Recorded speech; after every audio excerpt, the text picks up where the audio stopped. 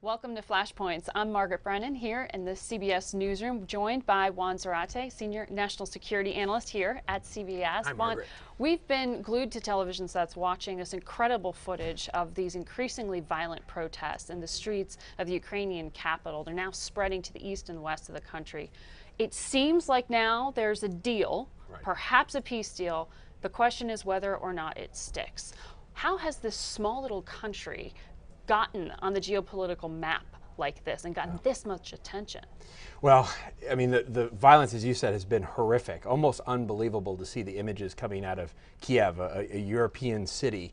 But what you have at play, Margaret, and this stems from the Orange Revolution onward, is really a struggle for the identity of the Ukraine itself, a country that in Kiev and in parts of Kiev and to the west sees itself historically, traditionally, and in terms of trade and economy as part of Western Europe, but to the east and the south very much tied culturally, economically, psychologically to Russia.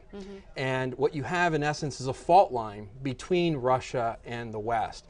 And really the flashpoint in this context was the protest over the abdication or the decision not to move forward with the deal to join the EU, to continue trade. And so if you can imagine this, the flashpoint was really protests over the lack of a trade deal with Europe. Right.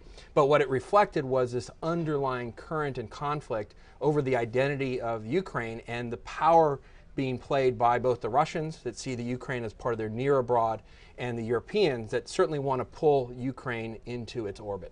Well, you heard from President Obama these threats that there'd be consequences if the violence escalated, and U.S. calls for basically a change in government or a more representative one beyond the president who's in there now and has chosen to be more pro-Moscow.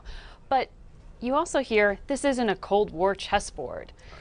Does Vladimir Putin know that? Because it does seem like these economic ties are pulling countries in his region closer to Moscow, and that's intentional. Right. No, President Putin and Russia clearly have geopolitical strategies and designs to not only influence around the world, but to ensure that they're near abroad, their neighboring countries, and countries like the Ukraine that had traditionally been part of the Russian orbit and part of the Soviet Union, of course, during the Cold War, remain a part of that orbit. That Russia not only has influence, but has predominance in terms of trade and economy, has ties in terms of security. And you've seen this. You've seen this in the context of Georgia and the policies on Abkhazia.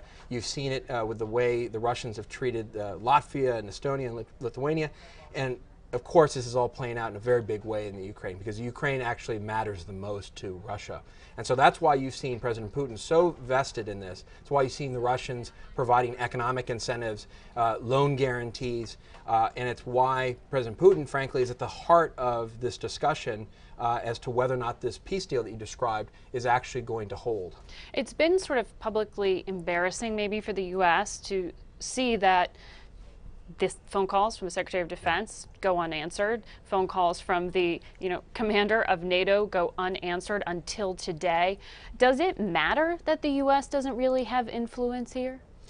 I happen to think it does matter, in part because I think U.S. power is based on the perception of power. And so to the extent that phone calls aren't answered or entreaties aren't listened to, or that we frankly create a self-fulfilling prophecy of the lack of our ability to influence events on the ground, that's not good, because at moments of crisis like this, we have less of an ability to stop violence, to stop this spiraling out of control, perhaps into a civil war.